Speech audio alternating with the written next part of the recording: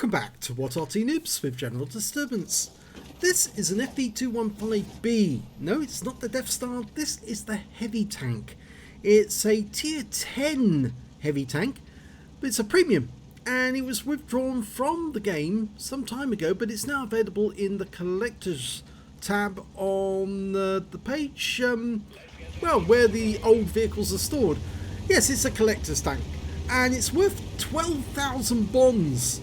Now this one's on the south spawn of El Haluf Encounter, and you can see 3 marks on the barrel, and that's because this tank is under the command of Oppenheimer. Yes, he sent us a replay. He's been busy for the past few months and not had a chance to send us a game, but well, he sent us this one instead at last. Now this tank actually has a fairly weak lower glacis, but if you can hide that, it actually has a very good gun. In fact, an incredibly good gun, a 120mm 400 alpha penetration of 326 with premium, and that goes down only to 259 with the standard. But you can see that Oppenheimer's only loaded premium rounds and a few HE just in case. Now he's getting a helpful push to get to this corner, but he's decided to go around and he's going to fight it out over that ridge line. Hopefully, not ridge line, the around this corner, and hopefully if he can hide his lower plate from the enemy, you can really side scrape very well in this tank, because it's a rear mounted turret. It was actually designed to be better than the Conqueror and the Carnarvon. Never got put into production though. Okay, we're also handling. He's actually with nerve coaching, you can see there. And also he's got another teammate, which is Ice Dragon 1968 in the T110E4. He got a hit in his first shot, but it didn't pen. That one did. E50 is taking some damage. Over there we've got a TVP. Now that TVP should be able to put rounds into his lower plate, but because Oppenheimer's well angling it actually at the moment to avoid them getting pens. Okay, E50 takes another round, but he hit this time in the tracks, so, and he's gone. There's the kill, which means now he is actually acting as a block. And ooh, there's an enemy FV215B over there as well, so this could be interesting. Has to avoid the shots there from the Superconk, who keeps rocking backwards and forwards. Oh, that's an E4, but he got the shot in, but a low roll. Yeah, it's the problem with this sort of battle where everybody's rocking backwards and forwards. It can be fairly easy to accidentally hit one of your own teammates if you're not careful. Goes for the weak spot, yeah, gets it. 367, very low roll on that one. Unfortunately, we lost the teammate, but we can use that wreck for cover. E4 manages to get behind cover before we can shoot. Reload time 7 seconds, which is actually fairly good for a 120mm, but he can't fire at the moment because that T57 heavy is actually blocking the shot. If he'd fired and damaged the barrel on that T57 heavy, that would be his chance of getting a high caliber out the door, or out the window I should say. And he's just blocked a shot from a 430U, trying to get the FV215B on the enemy team. There you go, low plate. He didn't go for it though. Instead, he actually pumped it through the tracks. Oh, and a lovely fire there takes down the FV215B, and it was our T110E4 who got the kill. Okay, that 430U keeps popping out, but then pulling back in carefully enough to avoid any shell coming in his direction. He'll do that once too often, and he will get hit. Oh, botject, the bobject came into sight, and Oppenheimer pulled back straight away to use the wreck.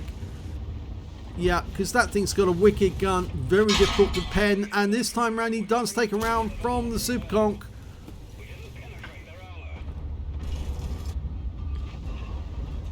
He was aiming for the cupola, but didn't get it on this occasion.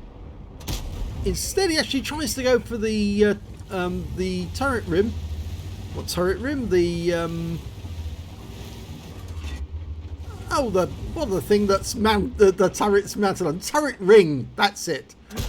And this time round he does get it. He gets the thin armour right up on top of the Superconk. I have memory lapses. I'm allowed to. I'm old. Okay. He's still using this corner like a boss. He's tempting them to shoot, but they're not getting much in the way of damage on him. I think he's decided enough's enough. Let's go after them. The Bobject went down. In fact, he went down to nerve coaching. And that means now that they're going to go to town on this Superconch who's been plaguing them for long enough. Yeah, that one went through. Low roll though, 350. 461 from the Wizzy. Can we get the next shot in? I think it's going to be curtains for the Superconch. If he gets it right, yes, he's gone. He actually timed that shot perfectly so he could actually get it in. And now they've got the IS-4 and they've got the side of him. And he's now off to the towards the enemy cap area. There are 3 tanks up on the enemy. And oh dear, I forgot to change the colour. In fact, I thought I did change the graphics colour to colourblind. In fact, it looks like it, but for some reason it's not showing it correctly.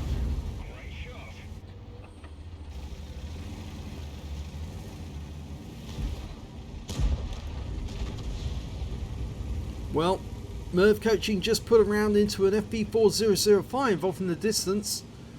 And, well, Oppenheim's decided that's a more worthy target than trying to go after the tank destroyer, the object, oh, it's not tank destroyer, it's an object 430U. There he is! Thank you very much, we'll have that, and that's a high roll for 477, but he was seen, and I suspect that that Heshbarn is looking in this direction.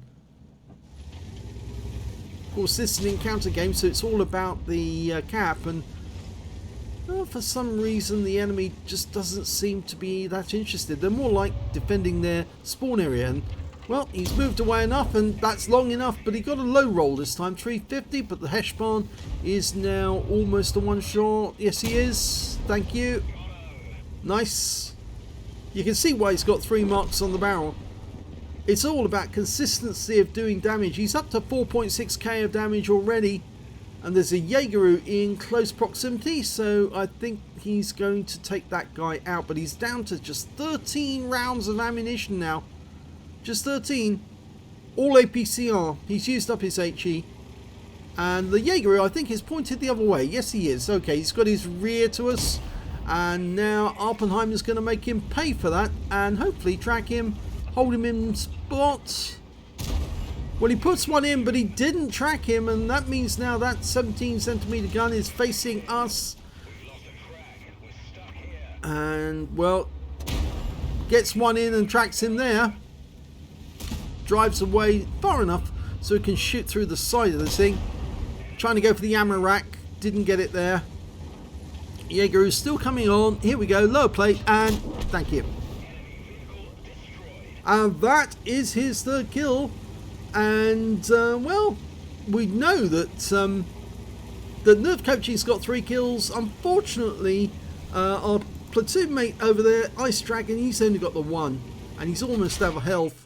And there's the last, one of the last remaining enemies. It's the T-92 HMC, and he just hit us. Well, it wasn't a huge hit, but it was a hit. It was just a, actually, it was just a critical hit, nothing more. Where is this T-92?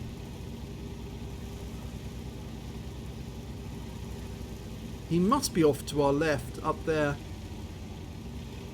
Or up on top of the heights. If he's on top of the heights, he's more likely going to be spotted very shortly. I think he's over here.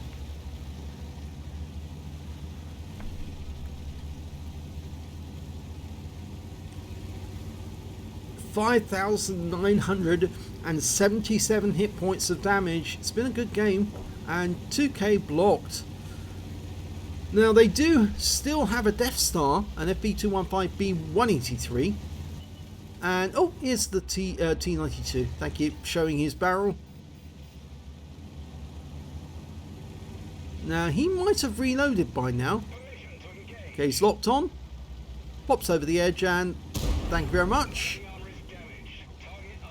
He probably isn't loaded, actually. That's why he didn't fire. And he's now not going to fire because that was a shot from the Conqueror gun carriage. Stunned us as well. I think Oppenheimer stopped for a second and said KYS gun carriage is kissy. I'm not sure if that's what he meant actually, but I think he was a bit annoyed that he didn't get the kill there. It would have been nice. So only the Death Star left. And he's obviously gone down into the dip. And there he is, yes. And he gets killed by Ice Dragon, which means Ice Dragon got 2 kills. But sadly, that means they both, all of them, miss out on that Brothers in Arms. It happens. Let's have a look at the end of battle stats. Ace tanker for Oppenheimer in the FV215B, the heavy tank. He managed to get at least, well, a duelist, a fire for effect, a bruise, a medal for getting at least 5 critical hits. He got 16 in this one. He got a couple of battle hero medals, a high caliber for dealing the most damage in the game, and a Confederate for hitting more of the enemy than anyone else on his team. And his win rate from that battle was 8,998, which is Super Unicum standard and some more. Let's have a look at team score. Definitely highest damage. Look at that, 6,361. We thought it was just over, well, 5,000, but it's actually 6,361. And the next highest scorer in the game was the Object 430. Yes, that guy was being very difficult to hit. He got 4,699. Actually, sorry, beg your pardon. Nerve Coaching got the second highest. He got 4,777. Yes, I do apologise to Nerve Coaching on this occasion. And then we got the 430 with 4,699. And then that T92 managed 4,189 hit points of damage. And he managed to get a Gauze medal as well. Ice Dragon, well, 2,620 hit points of damage in the E4. When it came to kills, it was actually shared between Oppenheimer, Nerve Coaching, and the Object 430U on the enemy team. All got 3 kills. 2 kills to Ice Dragon, the Badger, and the T92 and FE215B 183 Death Star on the enemy team. When it came to base XP, it was Oppenheimer, 1,333 to him, 1,141 to Nerve Coaching, and the next high score after that was the Conqueror gun carriage, Chester Becker, who smacked Oppenheimer right at the end. And very nice of him to do that, because he could probably see that Oppenheimer was about to kill the T92, but he was determined to take the kill. I suppose he's just trying to do his bit. He probably fired when Oppenheimer was just moving around behind the T92, and it took a while for the shell to arrive. Ice Dragon got 854 in that game, not to be outdone. And if we look at detail report, Oppenheimer fired 29 rounds in that game, got 27 direct hits and 17 penetrations. So 26 rounds of APCR and 3 rounds of HE. 2 splash damage shots on that one. 6,361 hit points of damage, of which 1,144 were at more than 300 meters. So the vast majority at close range. 5 hits received from the enemy, only one of which actually penetrated, 4 non-penetrations and 2 hits by way of splash damage. He blocked damage of 1,980 hit points in total, spotted 2 enemy vehicles, damaged 11 of the enemy, killed 3, and did 846 hit points of damage assistance. On a premium count, he earned 87,318 credits, got 60,000 credits from completing the mission and events, total 147,318 credits. And after repair, ammunition, resupply and consumables, he actually made a loss because he loaded so much APCR in this game so he could be effective, and he took a loss of 18,021 credits. But there again, he did get a rather good result out of it. He got 7 bonds and 1,999 XP, times 2 for the first victory, 100 for this being a premium vehicle, and took away 4,099 experience points altogether. He says, old but gold. It is, yes, the FV215B. It's not everyone's cup of tea. It's not a great tank for everyone, but it's definitely worth the 12,000 bonds that you would pay to get it in the collector's tab. Some people don't like it, others do and think it's great, and it's mainly down to that 120mm gun. It is so good at carving through the enemy. As long as you aim for the weak spots and get them, yeah, it really is super accurate. And the only problem really is hiding that lower plate and stopping the enemy from perforating you instead. But Oppenheimer is okay in this game. So if you enjoyed that Oppenheimer game, please give this video a like and do subscribe to our channel, please. And thanks for watching.